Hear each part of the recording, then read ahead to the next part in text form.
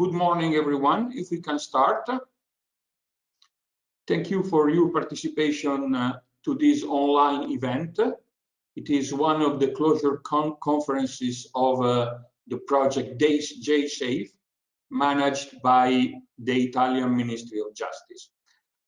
Before introducing the speakers, I will give you a short presentation and information on the framework of this project, and particularly one of the outputs of this project, which is the experimental lab of penitentiary forensics called ELPEF. We recently presented this important result and outcome to Europol as part of the new forensic expert forum within the Europol activity. So what is ELPEF? ELPEF is an experimental lab aimed at testing, first of all, technologies and solutions in real prison environments. Physically, it was located within the penitentiary administration of the Triveneto, the PRAP penitentiary administration, and now has been moved to Rome by the Central Investigative Nucleus. So it's an important outcome of the project. Secondly, ELPEF and to the adaptation of disruptive technologies through joint public-private projects. So we establish a model of public-private cooperation in countering terrorism and organized crime with a new approach. Thirdly, we try to find viable and interoperable solutions for prison prevention and forensic investigations in prison. So that one is the context of ELPEF. What type of technologies we have in ELPEF? We got in ELPEF as a result of the project. First of all, model of artificial intelligence and big data analysis. We acquired a few software and solutions in this field to integrate human and OSINT technologies to better filter and prioritize mass data, big data, on suspects and address preventive measures of all sorts. Second one, data mining solution for preventive measures and data generated by different devices and tools. Here you see a brief picture of the different data available today, which can be merged into one single platform. Indeed, data integration, integrating information coming from police database, intel agencies, and judiciary agencies like courts, or report from healthcare services, teachers, therapists, and so on. All these elements might contribute to a precise forecasting techniques, taking privacy and security regulation into account. This is a very important issue, a very important topic, the capability to comply with the two main regulations and directives in this field, namely GDPR and the police directives. Finally, we have a virtual reality lab, one of the few in Italy and one of the few in Europe. Last week we had a conference specifically on this topic. So through the ELPEF, we develop a number of solutions which are today at TRL 8, so ready for the market. I don't want to insist on this aspect, which is, however, extremely important.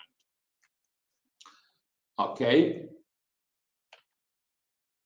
Why digital data in prison?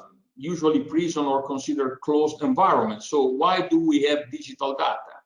We have digital data in different components of the prison management.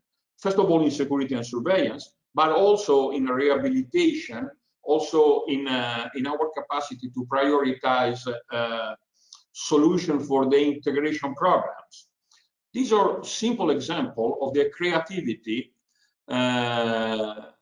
of digital data within prison. A drone, which is used today, massively used to contraband drugs, SIMs, and other devices. different type of devices, the most common are Chinese devices, hidden everywhere, basically. We collected in the last year a quite large number of locations or solutions where telephone SIMs and similar digital data have been found by the prison police. Finally, we produce also a handbook for prison police and security. We think that this is one of the very few digital forensic handbook for prison police and prison security, because in the majority of the cases, forensic handbooks are focusing on normal police. So quite important technical tool to support the daily operation of the police forces. Today, we will have the following speakers. Sasha Bianchi is a digital forensic expert, sales manager of Area SPA. So he will give us a presentation concerning interception in prison. Interception is one of the important data source for investigative activities. Nicola Chemello, he recently contributed to extend the digital forensic lab with new technology. He's a computer engineer, CEO of SecurCube, and certified digital forensic court expert, working daily on a wide range of criminal cases and investigation with prosecutor offices. Stefano Russo is Italdrone chief software engineer, and thanks to Italdrone, we trained 3 members of Agent for staff and 3 members of the prison police to manage drones with a certified with a certification for drone activities within prison. Steven van de Steen is a consultant and CEO of Smart Correction and a researcher at the Montfort University in the UK.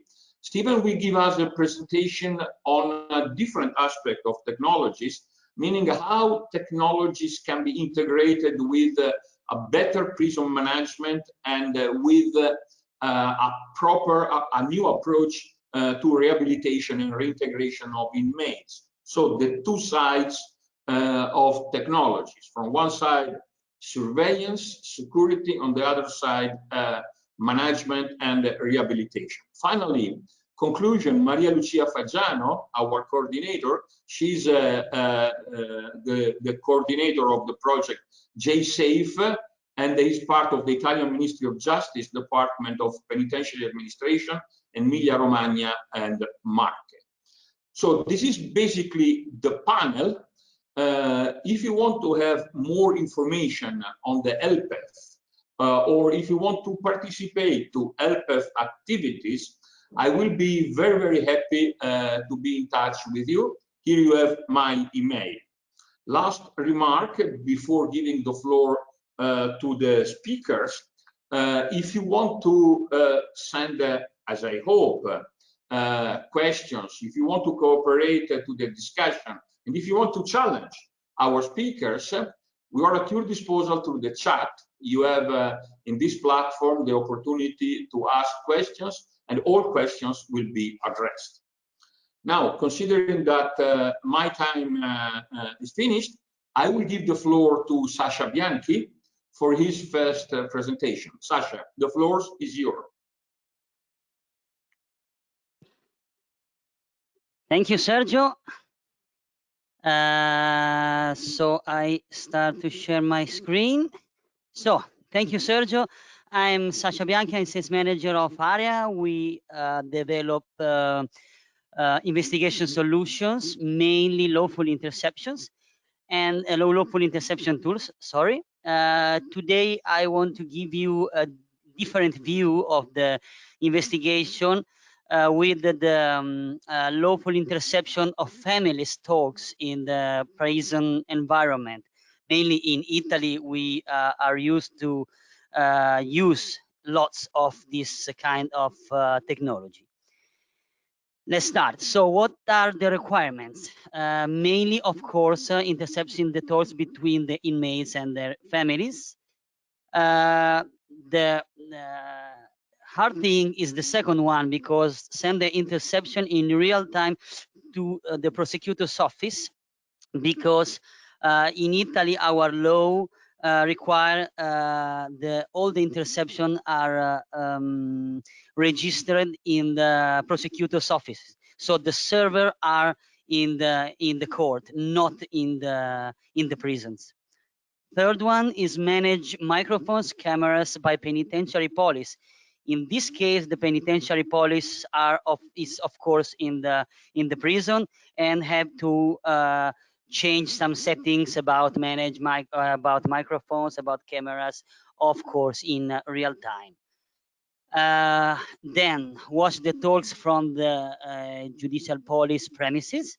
So in Italy, the police can access to the interception in real time. So the interception will be managed in prison, registered in the prosecutor's offices, and see and everything in the police premises. Everything, of course, is thanks to very hard network.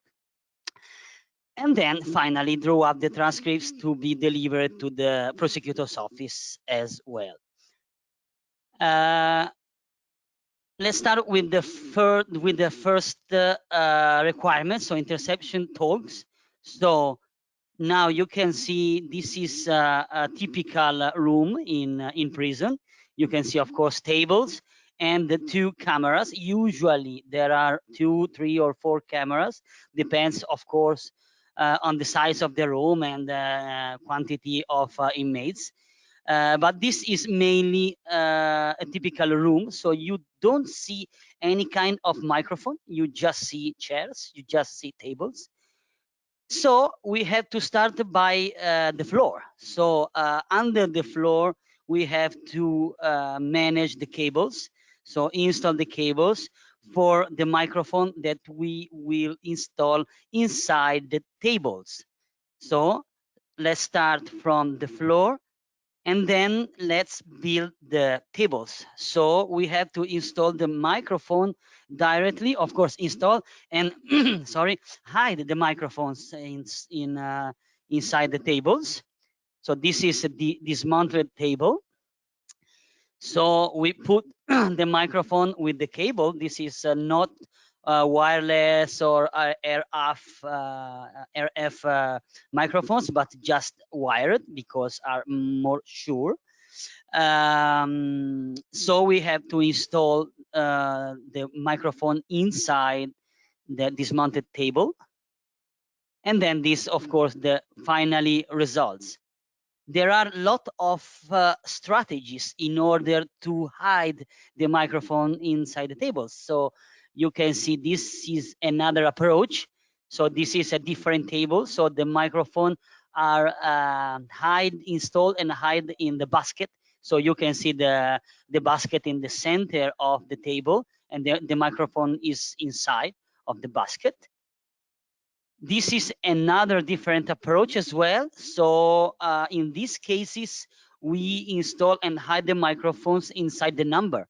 So the number are in the center of the table. So it's quite easy to put the microphone inside the same number. And then the quality in this case is the best quality, because the microphone is very, very close to the mouth.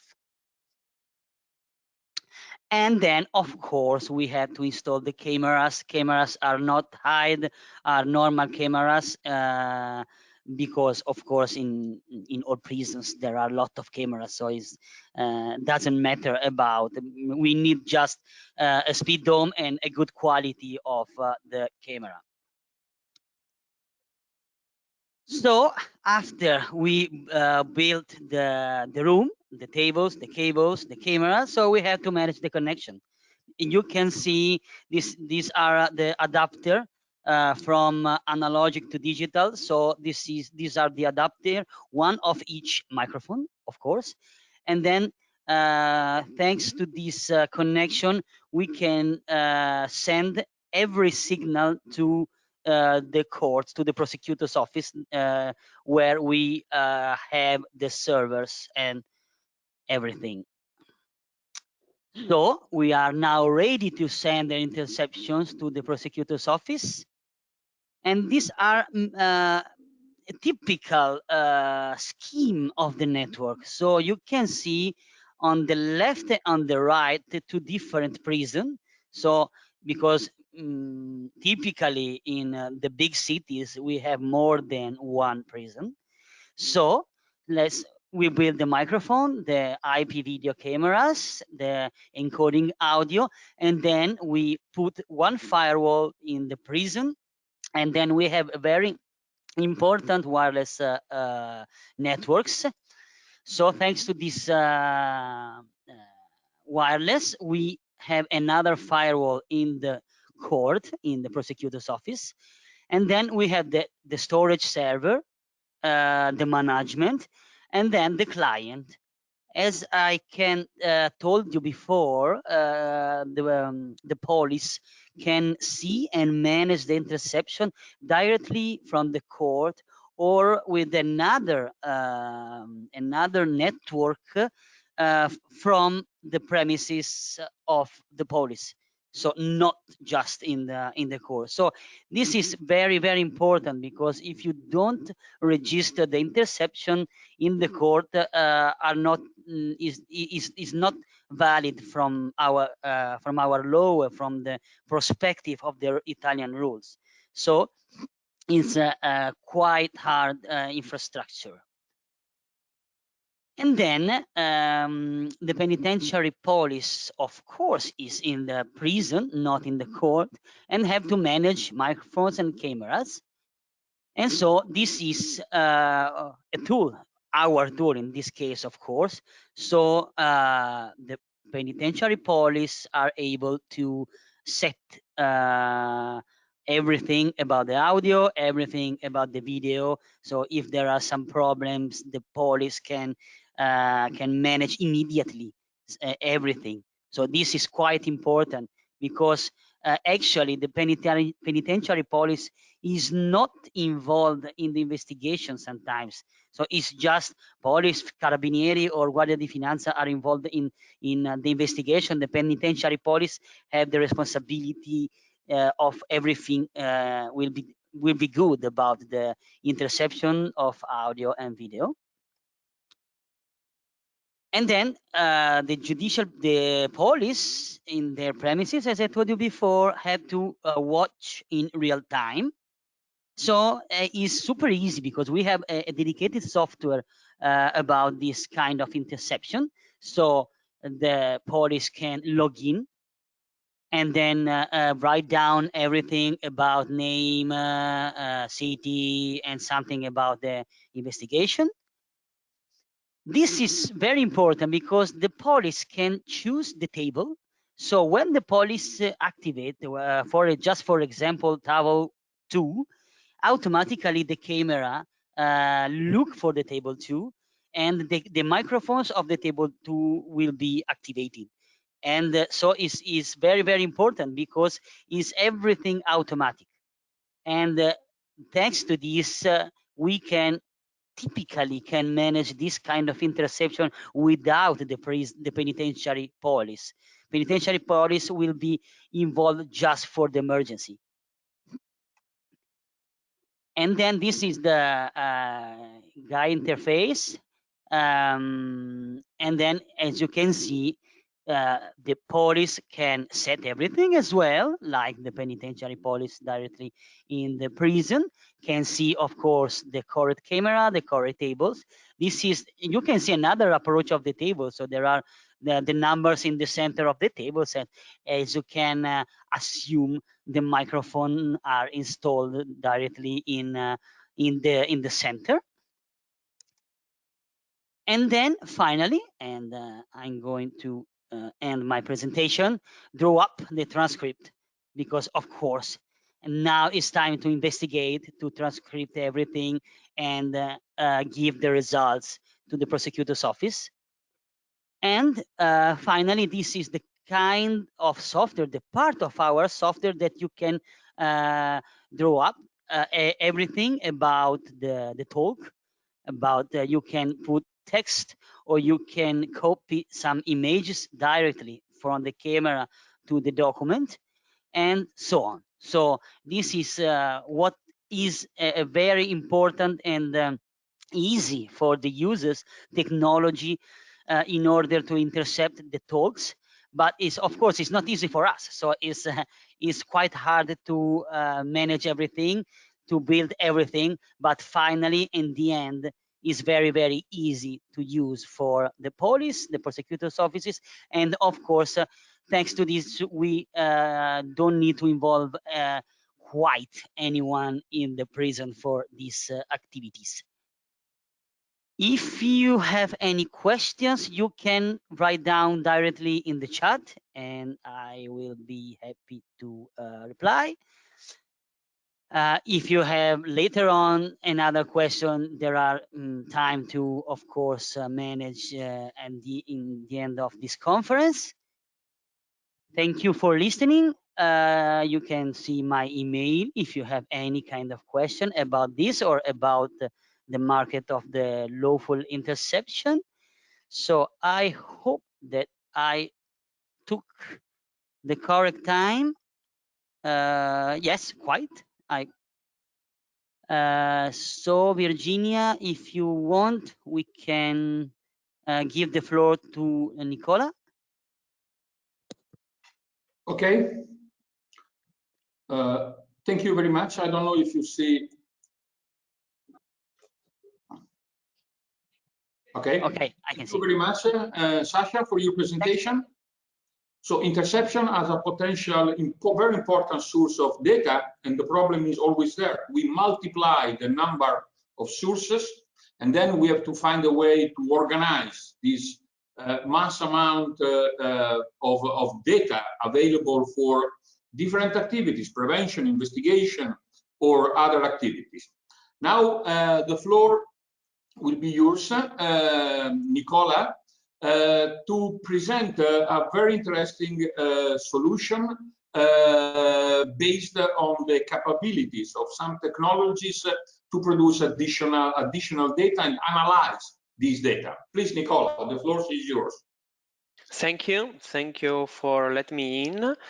Thank you also to Sasha for his speech. Now I'd like to tell you something about how to spot the illegal use of mobile phones inside prisons, obviously, but generally how to find if someone is using a mobile phone.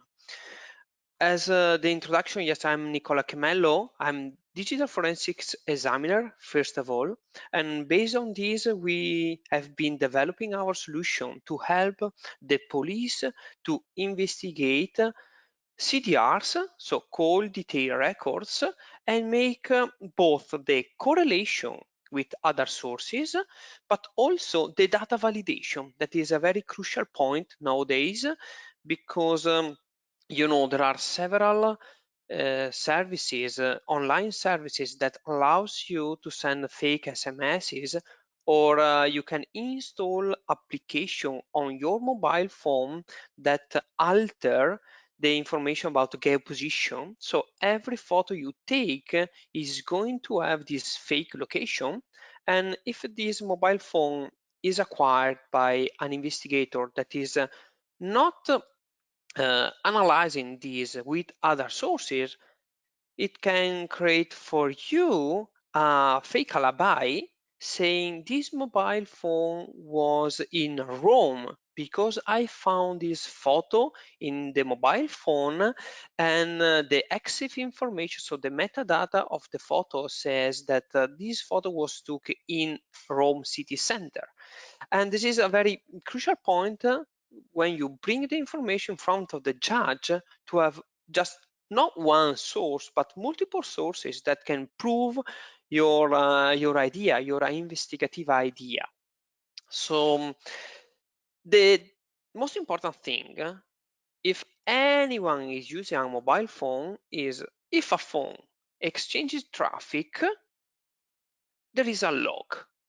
So this means that if you are using a mobile phone, when you need to send an SMS or when you are receiving a call from someone else, the carrier, So who is providing you the network for making these calls is keeping recording all the information about this call. And so this is what usually you use also for the wiretappings.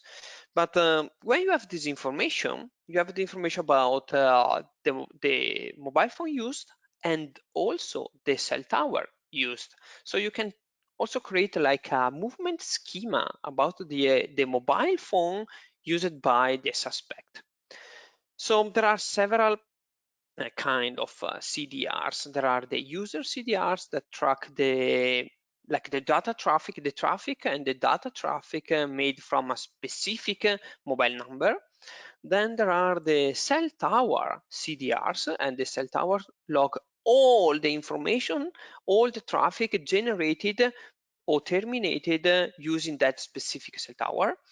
And then there are like slightly different CDRs like IMEI, that is the traffic generated by the specific mobile phone, not the SIM card, but the mobile phone, and obviously the subscriber list. The subscriber list usually can be like managed or altered because you easily can buy a SIM card at the store, for example in the UK, without giving any personal ID to get this, or you can buy a SIM card that was previously acquired from another subject. So the key elements that you can find inside a CDR are the IMSI, so the information about the specific SIM card, the IMEI, that is I can say the serial number of the mobile phone, then the CGI, the cell tower identification code, and then you have the information about the position of the cell towers and the direction of the cell towers and obviously the event types. The very important thing that is very strong when you bring this information extracted or obtained from the CDRs is that these information are coming from a third party, a real third party, that is the carrier, because you cannot alter that data inside their servers. But as I mentioned before, you can alter the information in your own mobile phone, or also in the cloud, that now is very common, the cloud acquisition, for example, email or Google location histories. You can obtain that information, and you are obtaining them from a real third party, that is, for example, Google, but who added that information inside the cloud? The final user. So the final user could have done like upload of fake information just for the anti-forensic technique to prevent to spot what he really did. So be very careful when you download something from the cloud or when you extract something from a mobile phone, not because it's fake, but just to be more confident with the proof you are providing. If you correlate with something else, you have something stronger. And obviously, when you have these details and you have like a SIM card that was bought from a UK store or from a fake subject, when you try to figure out what happened, obviously you can find like a fake name, but you can like analytics the life of your suspect, because sometimes happen that during the birthday or during Christmas time, the suspect is receiving more calls or more messages from like a family. And so you can obtain this information and to create a map of who contacted whom in the specific day that you know, to spot, okay, so this mobile phone that is registered to Sergio, for example, received a lot of calls or SMSs a few days before and after Nicola's birthday. So, okay, let's go deeper and let's investigate this. And what about encrypted phones? When you have a mobile phone, usually you can perform a mobile extraction activity. And from this activity, you can extract sometimes also deleted data. And this is a very good point for investigation. But sometimes you cannot obtain this because the encryption. And the encryption is both in two different sides. The mobile phone itself encryption, so the chips inside encrypt all the information, so you cannot perform a mobile forensic extraction acquisition, but also during the transmission of the data. So also the transmission is encrypted. It's like making a WhatsApp call. A WhatsApp call is itself encrypted by the WhatsApp servers. So you cannot easily intercept these. But what is the linked point between all of this information or all these encrypted things? The mobile phone has to connect to a cell tower to transmit this encrypted call. So you have something, because when mobile phone connected to a cell tower, you have the mobile phone ID, so specific the mobile phone used, and the cell tower that was used during that call. And so this is something that you have. And so going deeper with the CDR analysis, you can find also the information about the cell tower user, as I mentioned before, but the movement of the users. But suppose that the suspect is not using a standard network, for example, the Vodafone or the AT&T or Verizon network. Why? Because the BTS, that is the base transceiver station, so the cell towers, usually are installed by the carriers. But there is a problem that you can install your own cell tower in your own backyard. And so when you make calls, you are using not the legitimate cell towers from the carriers, but you are using these your own cell tower. And what about if someone is installing this fake cell tower just beside the wall of the prison, that someone can use this cell tower to make traffic without making any log in the carrier's environment, because you are not using the carrier network. So this is very important to figure out what a BTS cell tower coverage is and where the cell towers are covering. Because if you know that inside a prison you have, for example, 20 well-known cell towers, you can check the logs for all that cell towers to get like the environment or what happened inside the prison. But you should also consider if another cell tower that the carrier doesn't have in their list is spreading the signal inside the prison.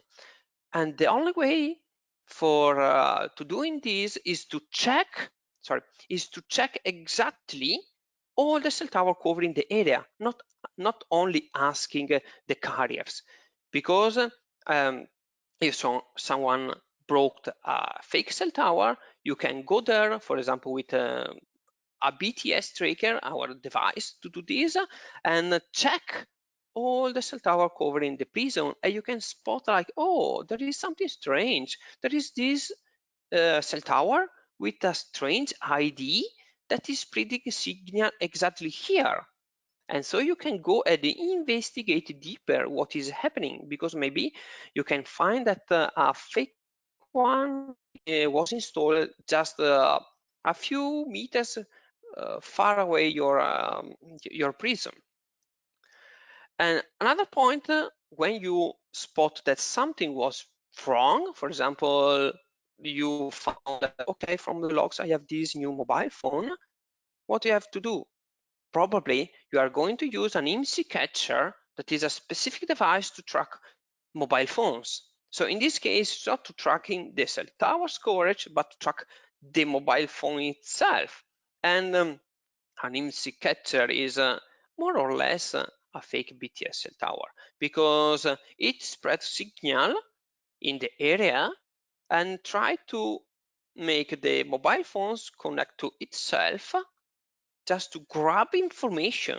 Grab information means can be in two ways. The passive mode, so just grab the IMEI, use it in that area, or you can use an active IMSI catcher that is used like a med in the middle. So it provides you a signal, but meanwhile, it records everything you exchange with the network.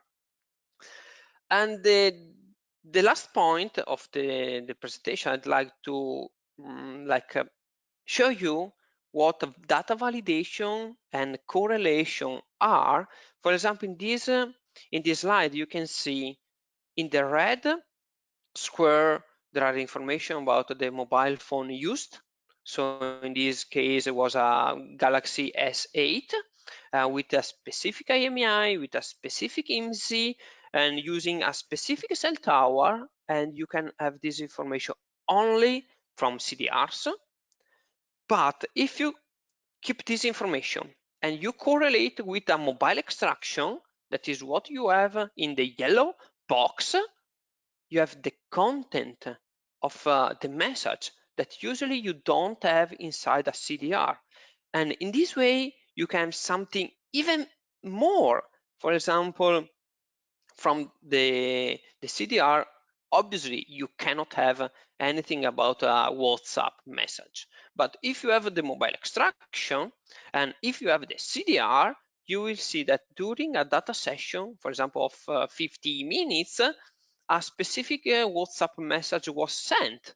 So you can say, okay, this message was sent belong to the coverage of these cell towers, because in that period the mobile phone was connected there. So this is something that you can obtain only if you improve your investigation with multiple sources.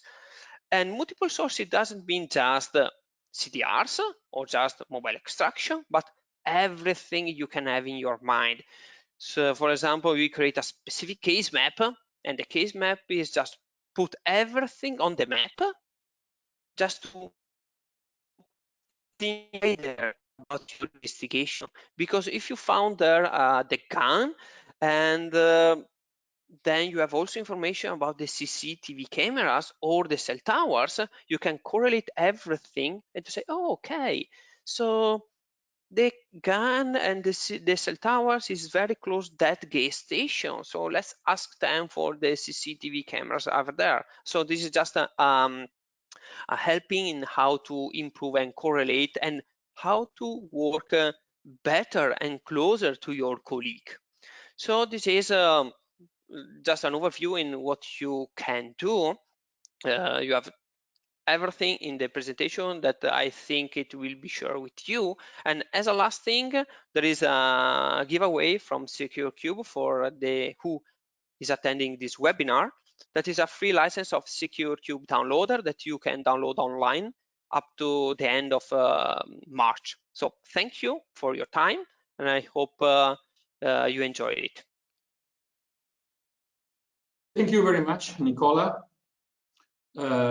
Exhaustive presentation of the new products we have now in the forensic lab, and that are quite important, because data correlation is important, but it's not enough, we understood.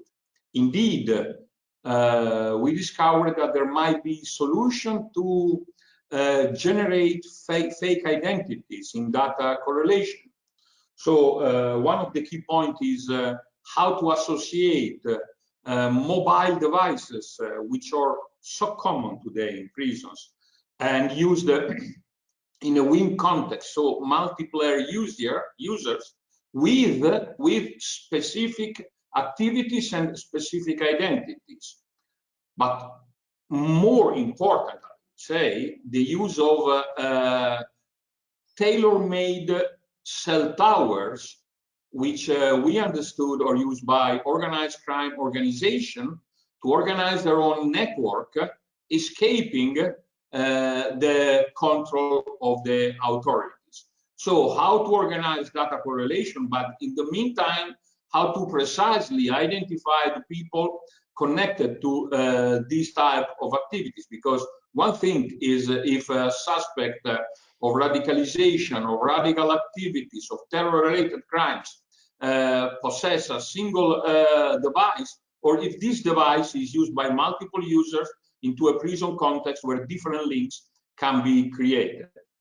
Now we enter in the third pillar of the forensic lab, represented by drones, and the potentiality of drones in terms of proactive defense or threats. So I will give the floor to Russo of Italdrone for this third presentation. Russo, the floor is yours. Today I will give you a glimpse of our technology to vertical integrating the safety feature of for patrolling, security, and making an area like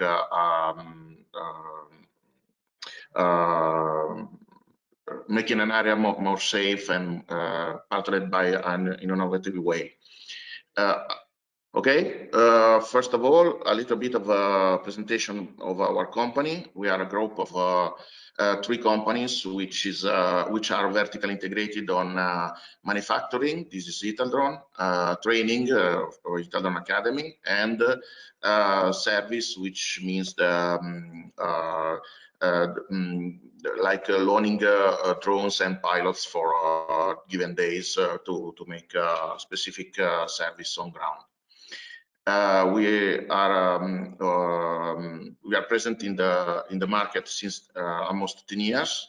This is a glimpse of our client portfolio. So we basically worked with major Italian companies in the big industries, and also some abroad companies like Huawei and others. Now we are doing vertical integration towards security and surveillance. The surveillance is a matter of deterrence. This is a definition from the Oxford vocabulary. Basically, I think that's discourage or intended to discourage someone from doing something. And the cameras are measured deterrent to crime. The flying camera, like the drone are, we think are even better in that. The drone are can be used, as Sergio pointed before, as a tool or a threat. So the risk is they can be used to bring good inside the prison. They are not easily predictable and eludable, and the DIY UAV can be very small and very low RF footprint. So it's very difficult task to have a predictable way to intercept them. The today technology in surveillance is made by basically classic CCTV camera, and also other kind of system or counter UAV are making their path into the market, like integrated ground defense system, like the Adrian of Elettronica, or Leonardo, sorry. There are many other kind of intercepting system around, like physical defense, like wall nets, etc. And it can be possible to have also interceptor, like the military one, so basically are interceptors. The problem with today technology is the CCTV camera and other kind of static method are, by the way, static. So their behavior is predictable and also eludable.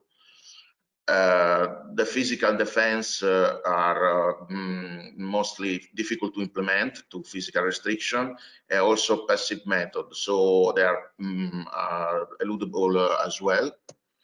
And the counter UAV on ground system are mostly effective on commercial drone, because commercial drone like DJI, small drone you can find on electronic stores are known